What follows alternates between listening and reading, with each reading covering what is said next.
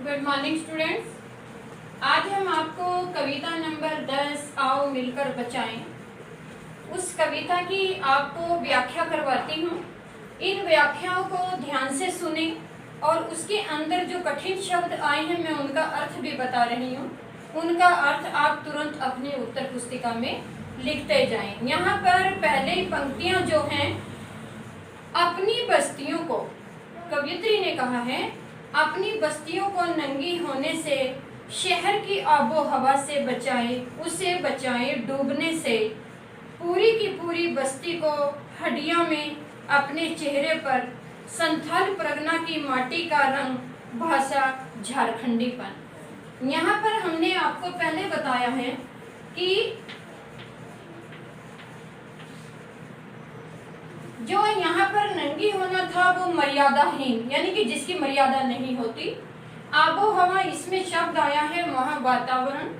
हड्डियाँ यानी कि हड्डियों का भंडार। संथाल झारखंड की भाषा होती है।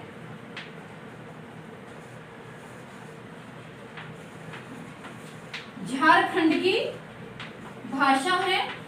और यहाँ पर परगना, परगना कहते हैं वहाँ का जो क्षेत्र है उसके लिए प्रयोग हुआ है कि परगना।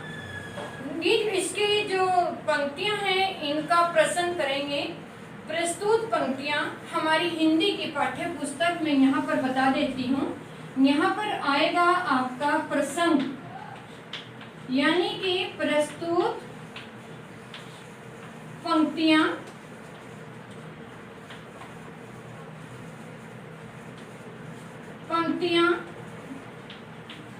हमारी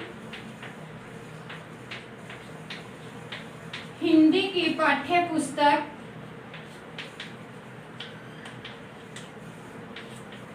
में संकलित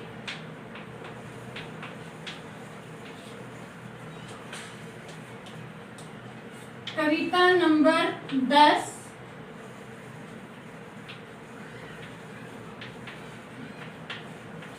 आओ मिलकर बचाएं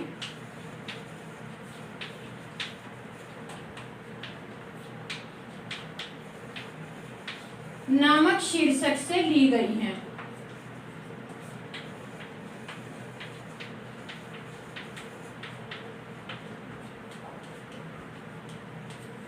नामक शीर्षक से ली गई है। यहाँ पर कवियत्री ने प्रकृति को बचाने का वर्णन किया है।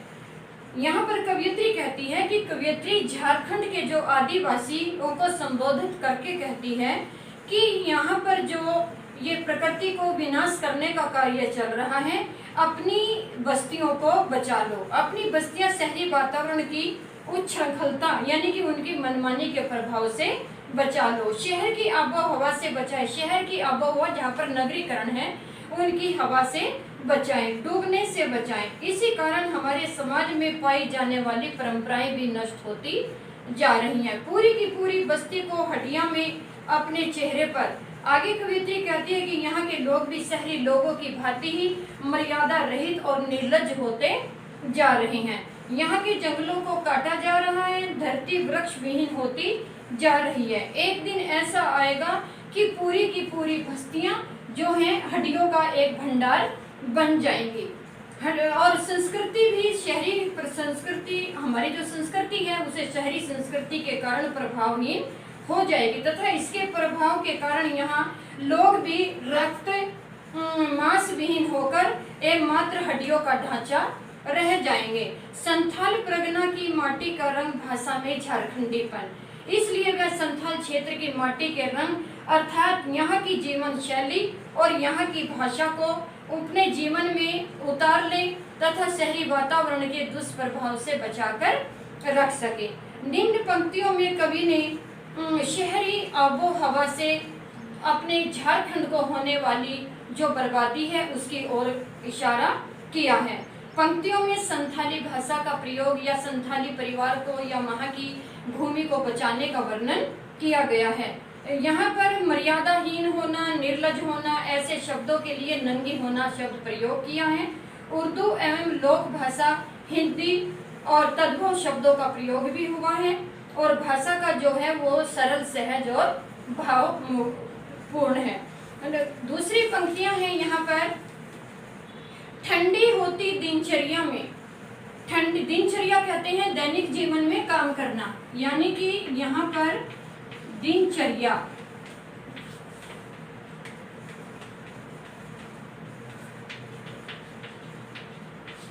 दैनिक जीवन में कार्य करना या होना, जो उनकी दिनचर्या होती है उसके लिए। और गर्माहट यानी कि एक नया उत्साह, जीवन की गर्माहट, मन का हरापन, भोलापन, दिल का अक्खड़पन, जुझारूपन। कवियत्री ने कहा जुझारूपन कहते हैं जूझने या संघर्ष करने की जो भावना होती है, और अक्खड़पन कहते हैं किसी बात को लेकर रुखाई करना। वही इस प्रकार से प्रसंग आएगा। इसकी जो व्याख्या है, कवियत्री कहती है कि ठंडी होती दिनचर्या में जीवन की गर्माहट, मन का हरापन, भोलापन, दिल का अक्खड़पन, जुझारूपन भी। अब झारखंड के आदिवासी क्षेत्र की जो नष्ट होती प्रकृति के प्रति उसने कवियत्री ने गहरी चिंता प्रकट की है। वहाँ के लोगों को आग्रह करती हुई कहती है कि आओ सब हम मिलकर निराश दैनिक जीवन में उत्साह और जोश भर दें, अक्खड़पन, जुझारूपन, ताकि वे पूरी लगन के साथ अपने जीवन को पूर्ववत यानी कि जैसे पहले था वैसा ही व्यतीत कर सके। भीतर की आग, मनुष्य की डोरी, तीर का नुकीलापन, कुल्हाड़ी की धार। आगे कवियत्री ने कहा है कि भोलेपन के साथ बचाना है, क्योंकि उनके जीवन की असली पहचान है उनके अत्यंत तीखे स्वभाव, और छल कपट से उनको कोई छू भी नहीं सकता। वही धनुष बाण उठाएं और वही अपना भीतर की आग को उत्साह में बदल दे। जंगल की ताजी हवा यानी कि वह जंगल की वही ताजी हवा लौटाना चाहती है। नदियों की निर्मलता, जहाँ पर नदियों की निर्मलता उनको शकुन देती है। पहाड़ों का मौन, पहाड़ जिस तरह से मौन थे, शांत वातावरण था, वह उसी शांति में रहना चाहती है। गीतों की धुन, जहाँ पर पहाड़ी औरतें जो हैं वहाँ की आदिवासी संथाल की अपनी लोक भाषा में प्रचलित गीतों का गान करते हुए अपना मनोरंजन करती हैं। मिट्टी का सौंधापन यानी कि वहाँ की मिट्टी की जो सुगंध है, फसलों की लहलहाट। कवियत्री ने कहा कि आदिवासी जो होते हैं जीविका के साधनों की ओर संकेत करते हुए कहती है कि उनके तेज व नोकदार धनुष बाण जो हैं उनको वो दोबारा उठाएं, और वही कुल्हाड़ी धारदार दिनचर्या के जो उनके महत्वपूर्ण साधन थे, आज भी उनका अस्तित्व खतरे में पड़ गया है। यानी कि समाज के लोगों का जीवन प्रकृति प्रदत्त साधनों पर ही निर्भर करता है, किंतु आज तो प्रकृति ही खतरे में पड़ गई है, सब कुछ नष्ट होता दिखाई दे रहा है। तो कवियत्री कहती है कि उनके साधन कैसे बच पाएंगे, इन बातों को लेकर वह आदिवासी समाज को आगाह कर रही है। कवियत्री आदिवासी संस्कृति एवं जीवन शैली को बचाने के लिए प्रकाश डालती हुई कहती कि सर्वप्रथम हमें सबसे पहले अपनी प्रकृति को सुरक्षित रखना होगा, हमें जंगलों की ताजी हवा को बचाना होगा, वायु प्रदूषण से बचाना होगा, वहाँ की नदियों के जल की पवित्रता को बनाए रखना है, पहाड़ों के मौन को बचाना है और अपनी संस्कृति को बचाना है। कारखाने आदि लगाकर यहाँ ध्वनि प्रदूषण, वायु प्रदूषण और मृदा प्रदूषण हम नहीं कर सकते। यहाँ की मिट्टी की खुशबू आज भी वैसी ही हमें बनानी है, फसलों की लहलहाट बना करके रखनी है। उनके स्थान पर व्यापारिक दृष्टि से बोई जाने वाली फसलें यहाँ पर नहीं बोनी चाहिए, जिनको यहाँ पर व्यापारी लोग आकर के खरीदें, तभी आदिवासी लोगों के गीतों की धुनें यहाँ गूंज उठेंगी। इस प्रकार कवियत्री वहाँ की संस्कृति के बचाने के लिए वहाँ पर प्रत्येक व्यक्ति को, जो संथाली समाज के प्रत्येक व्यक्ति आदिवासी समाज के, उनको आगाह कर रही है। प्राकृतिक साधनों का संरक्षण भी नितांत आवश्यक है। यदि प्रकृति ही नहीं रहेगी तो उस पर आश्रित जाति का तो अस्तित्व ही निबट जाएगा। निम्न पंक्तियों में आदिवासी समाज को पतन की ओर गिरते हुए देखकर कवियत्री ने अपनी भारी चिंता व्यक्त की है। वह उनकी प्राकृतिक साधनों को नष्ट होते नहीं दे सकती, वह उनको बचाने का प्रयास निरंतर कर रही है। भाषा सरल, सहज एवं भावानुकूल है, शब्द योजना बहुत अच्छी है, प्रसाद गुण है। यहाँ पर कवियत्री की जो तीसरी पंक्तियां हैं, नाचने के लिए खुला आंगन, गाने के लिए गीत, हंसने के लिए थोड़ी सी खिलखिलाहट, रोने के लिए मुट्ठी भर एकांत, बच्चों के लिए मैदान, पशुओं के लिए हरी हरी घास, बूढ़ों के लिए पहाड़ों की। वही प्रसंग है जो मैंने अभी आपको बताया है। निम्न पंक्तियों में कवियत्री कहती है कि संथाली समाज के अंदर जो पहले उनके रीतियां, नीतियां, रिवाज थे, वे आज भी वो बरकरार रखना चाहती है। नाचने के लिए खुला आंगन होगा, तभी नाचना वाला वहां पर घूमेगा, और गाने के लिए वहां गीत होंगे। यदि हम अपनी प्राकृतिक अपने साधनों को बचाएंगे, अपनी प्रकृति को बचाएंगे, तो तभी यह कुछ सब संभव होगा। हंसने के लिए थोड़ी सी खिलखिलाहट, जहाँ पर बूढ़े बुजुर्ग बैठकर एक जगह हंसते हैं तो वह उस हंसी को दोबारा लौटाना चाहती है। रोने के लिए मुट्ठी भर एकांत, यदि कोई रोने लगे तो वहाँ पर इतना एकांत होता है कि वो शांति से वहाँ बैठकर अपने आंसू बहाता है। रोने बच्चों के लिए खेलने के भरपूर मैदान हैं, उन मैदानों को भी वो बरकरार रखना चाहती है। पशुओं के लिए हरी हरी घास, जहाँ पर उनके भेड़ बकरी आदि जो पशु पालते हैं वहाँ पर वो चलते हैं। और बूढ़ों के लिए पहाड़ों की सी शांति, कवित्री कहती है कि आज भी वो यहाँ पर शांति बनाए रखना चाहती है। निम्न पंक्तियां भी इसी प्रसंग है जो प्रसंग मैंने बताया है। कवियत्री ने बताया कि आदिवासी घरों में खुले आंगन होते हैं, बहुत बड़े बड़े आंगन होते हैं जिनमें बच्चे बहुत घूमते हैं।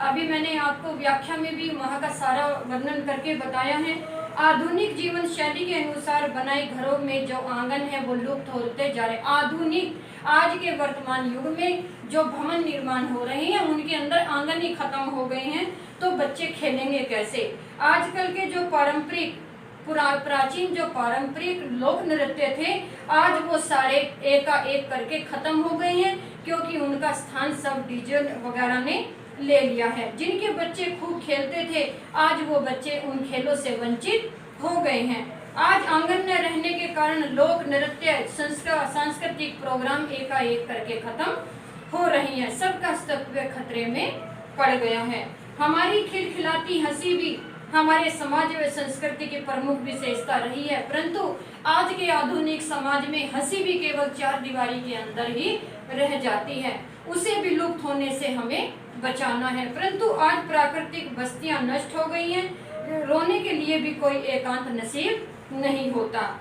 आज बढ़ती हुई जनसंख्या के कारण पूरा देश इस विचार कर रहा है और इससे त्रस्त भी है। शहरी संस्कृति का प्रभाव नगरों से दूर बसे गांवों तक बस्तियों में भी पहुंच चुका है। झारखंड की आदिवासी बस्तियां भी इस प्रभाव से अछूती नहीं है। वहां भी जंगलों को साफ करके कंक्रीट के जंगल बनाए भवन खड़े किए जा रहे हैं।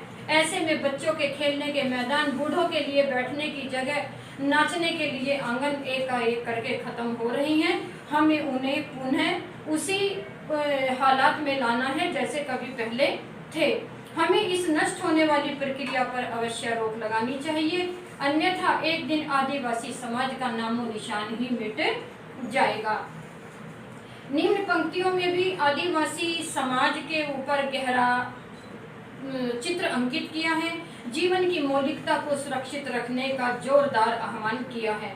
प्राकृतिक साधनों में वातावरण के नष्ट होने पर चिंता व्यक्त की है। भाषा जो है अत्यंत सरल, सहज और प्रवाहमयी है।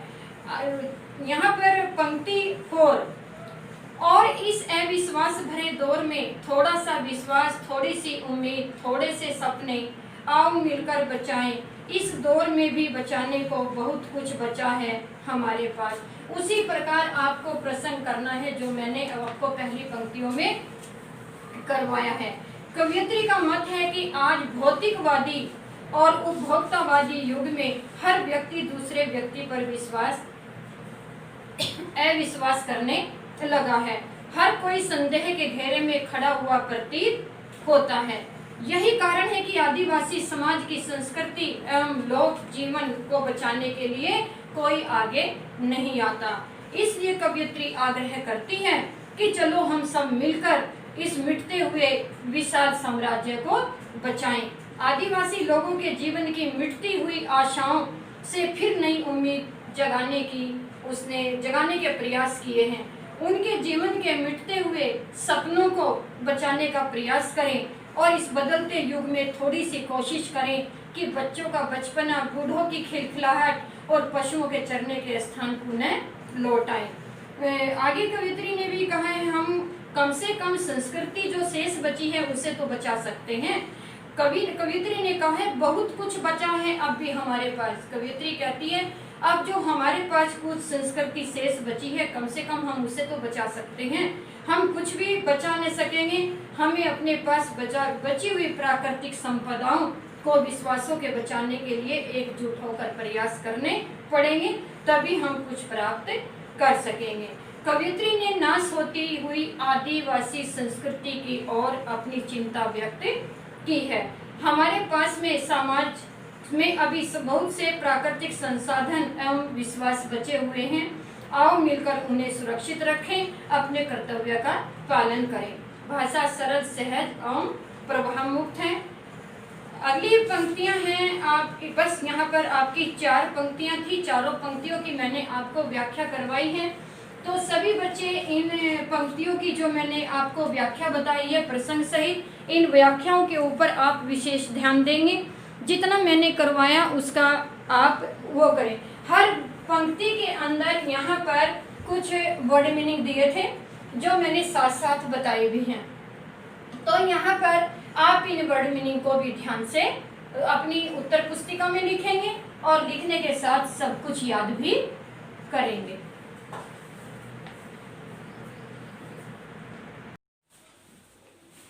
Good morning students. आज हमारी आरोह पुस्तक में लिखित जो कविता है वो अंतिम कविता है और अंतिम कविता हमारी जो संख्या में है वो 10 है, जिसका शीर्षक है आओ मिलकर बचाएं। आओ मिलकर बचाएं और इनकी जो कवियत्री हैं वो निर्मला पुतुल जी हैं।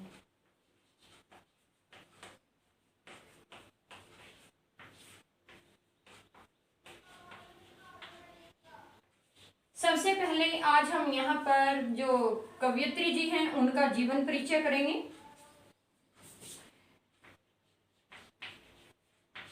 कवियत्री का नाम है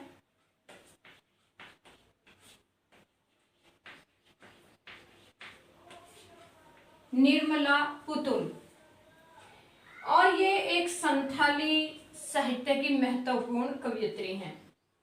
इनका जन्म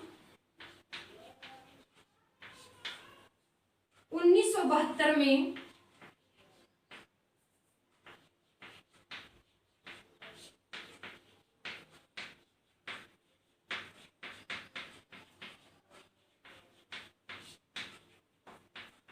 इनका जन्म स्थान जो है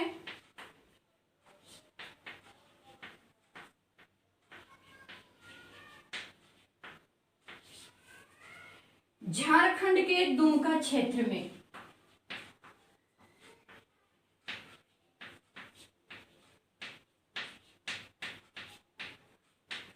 झारखंड के दुमका क्षेत्र में इनका जन्म हुआ था। इनके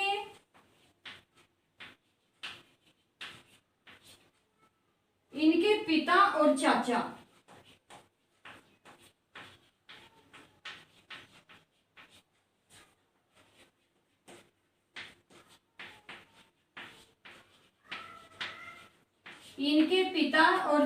दोनों शिक्षक थे, इसलिए घर में शिक्षा का माहौल था।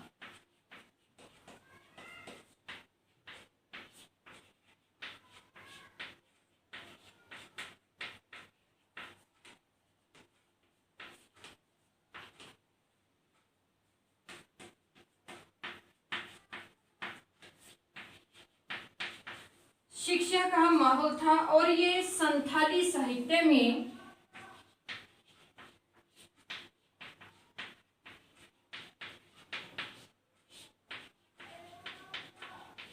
इनका संथाली साहित्य में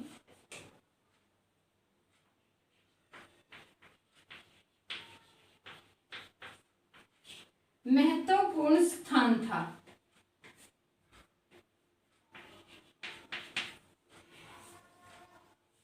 इन्होंने अध्ययन विभिन्न समस्याओं के कारण किया। इनकी जो शिक्षा है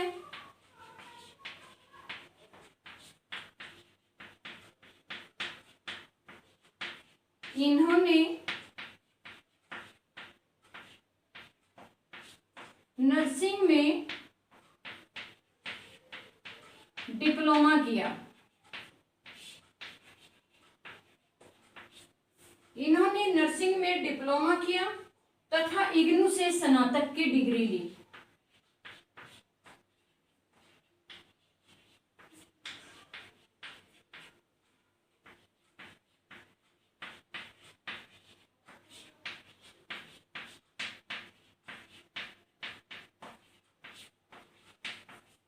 इग्नू से स्नातक की डिग्री ली। आदिवासी परिवार में जन्म लेने के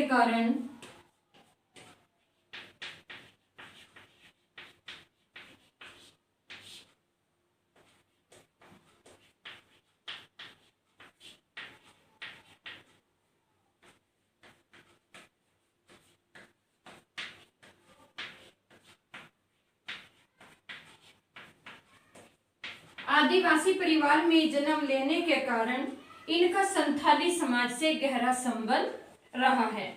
आदिवासी समाज में इनका गहरा लगाव इनकी रचनाओं में देखा जा सकता है। इनकी प्रमुख रचनाएं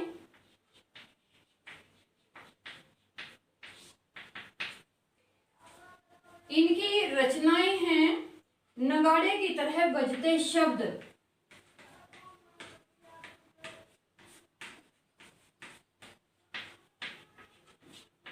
नगाड़े की तरह बजते शब्द, अपने घर की तलाश में तथा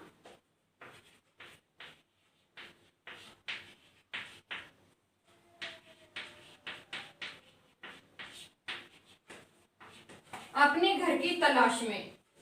इनकी जो काव्यगत विशेषताएं हैं, निर्मला पुतुल एक सजग एवं चिंतनशील कवयित्री हैं। इन्होंने आदिवासी लोगों के जीवन को अत्यंत निकटता से देखा है। उसमें व्यापक जो विसंगतियां थी उनको तल्लीनता से उकेरा है। उन्होंने बताया है कि कड़ी मेहनत के बावजूद भी उनकी स्थिति अच्छी नहीं है। इसके कारणों की तह में पहुंचकर उन्हें काव्य के माध्यम से उद्घाटित किया है। उन्होंने वहां व्याप्त कृतियों पर भी प्रकाश डाला और बताया कि प्रचलित कृतियों के कारण भी वहां के लोगों की दशा ठीक नहीं है। थोड़े से लोभ में आकर वे अपने को ठगा बड़े से बड़ा नुकसान उठा लेते हैं। वे अपने स्वार्थ के लिए पर्यावरण को हानि पहुंचाने में जरा भी नहीं झिझकते। पुरुष वर्चस्व यानी कि प्रधानता के कारण नारी समाज की स्थिति जो है वह बड़ी दयनीय है। एवं शिक्षित व व्यापारी लोगों के हाथों की कठपुतली बने रहना आदि तथ्यों पर भी इन्होंने प्रकाश डाला है। निर्मला पुतुल ने आदिवासी समाज के जीवन के कुछ अनछुए पहलुओं को भी कलात्मक ढंग से अभिव्यक्त किया है। संथाली समाज की अच्छी और बुरी दोनों प्रकार की बातों को, यथार्थ को इन्होंने सामने रखा है। संथाली समाज में एक और सादगी, ईमानदारी, प्रकृति से जुड़ाव और कठिन परिश्रम करने की क्षमता होती है और इनके सकारात्मक जो परिणाम है वो सामने आते हैं। वहीं उनमें अशिक्षा, कुरीति और शराब की ओर बढ़ता झुकाव भी देखा गया है। इनकी जो भाषा शैली थी,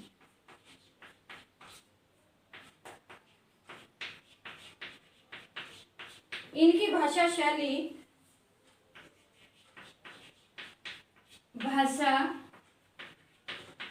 सरल, सहज व सरस एवं व्यावहारिक है।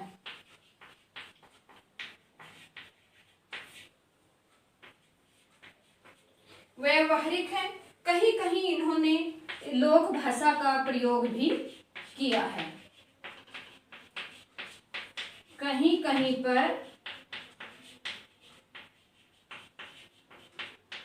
लोक भाषा का प्रयोग भी किया है। इनके कवयित्री के भाव ओज आवेशपूर्ण भाषा में अभिव्यक्त हुए हैं। कविता के माध्यम से उभरे हुए भाव पाठक को सोचने के लिए विवश कर देते हैं। ये था यहाँ पर जो कवयित्री हैं हमारी निर्मला पुतुल जी, उनका जीवन परिचय जो यहाँ पर आपने देखा लिखा हुआ है, इसको आप अपनी उत्तर पुस्तिका में लिखेंगे। अब मैं इनकी जो कविता है आओ मिलकर बचाएं, इसका मैं सारांश करवाती हूँ, तो सभी बच्चे ध्यान से इसको सुनेंगे। आओ मिलकर बचाएं शीर्षक कविता जो मूलत है वो संथाली भाषा में लिखी है, रचित है। इसका हिंदी अनुवाद भी अशोक सिंह ने किया था, ये भी एक लेखक हैं, कवि हैं। इस कविता में लेखिका ने प्राकृतिक परिवेश का जो विनाश हो रहा है उसकी ओर चिंता व्यक्त की है, क्योंकि जंगल बढ़ते नगरीकरण की वजह से जंगल काटे जा रहे हैं। हमारी उपजाऊ भूमि, अन्न उगाने के लिए जो भूमि है वो कम होती जा रही है, जंगल कट रहे हैं जिनके अंदर जीव जंतुओं के रहने का भी कोई आश्रय नहीं है, वहां पर खतरा बना हुआ है। भयंकर नगरीकरण के अंदर भयंकर गर्मी पड़ी हुई है, जिसे पौधे वर्षा लाने में सहायक होते हैं, उन्हीं को काटकर वहां पर बड़ी बड़ी बिल्डिंगें भवन बनाई जा रही हैं।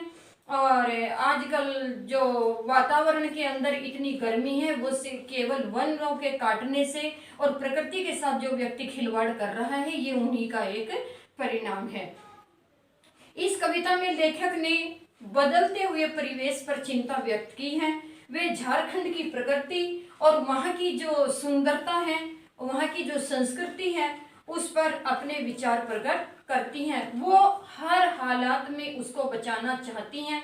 वो चाहती हैं कि जितना भी संभव प्रयास रहेगा उतना मैं करूंगी। वे आदिवासी बस्तियों को शहरी संस्कृति के दुष्प्रभाव से बचाना चाहती है। आपको पता है कि नगरीकरण के अंदर ग्रामीण क्षेत्र में काफी बदलाव आ गए हैं, लोग अपना गांव छोड़ करके शहर की ओर बढ़ रहे हैं और जो खेती वाली जो जमीन है उसको काटकर वहाँ पर बड़ी बड़ी फैक्ट्रियाँ, बड़े बड़े कारखाने और घरेलू काम के लिए भी प्रयोग हो रही है, तथा उसे झारखंड की माटी के रंग में रंग देना चाहती है। कवयित्री ये चाहती है कि इन सबको जो वनस्पति या प्रकृति के साथ जो कुछ खिलवाड़ कर रहे हैं उनको काटा जा रहा है, वह दोबारा से झारखंड की जो रंगत है उसको दोबारा बरकरार रखना चाहती हैं।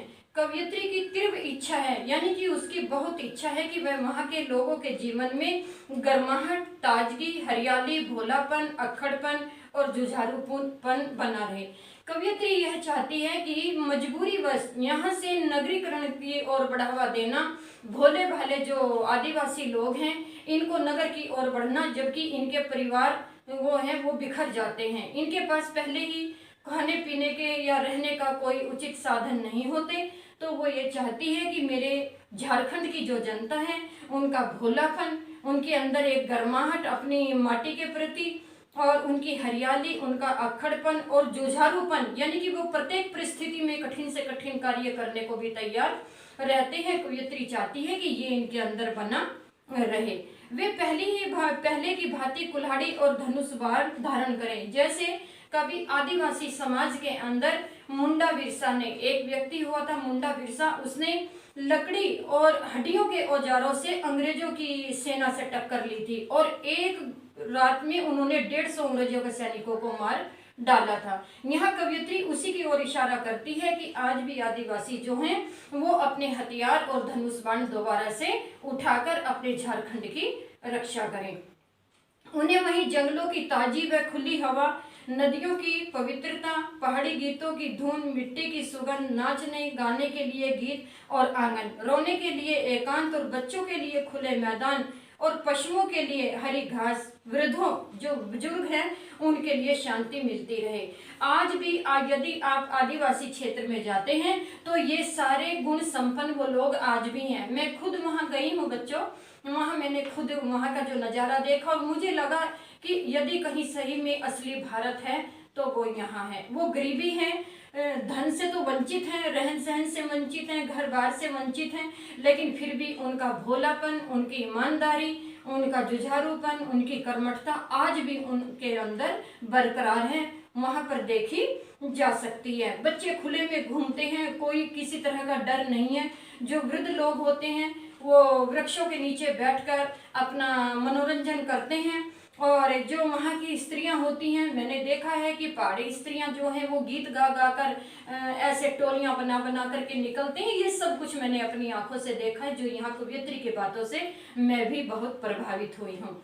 उन्होंने कहा वहाँ पर खुली हवा है, क्योंकि भीड़ नहीं है, और भीड़ की वजह से वहाँ पर जो प्राकृतिक वस्तुएं हैं, जैसे पहाड़ हैं, छोटी छोटी पहाड़ियाँ हैं, या फिर किसी भी प्रकार के वनस्पतिक पेड़ हैं, वो वहाँ पर बरकरार हैं। छोटी छोटी तंग सड़कों से चलते हुए जब पहुँचते हैं वहाँ पर, तो वहाँ का नज़ारा बहुत सुंदर लगता है।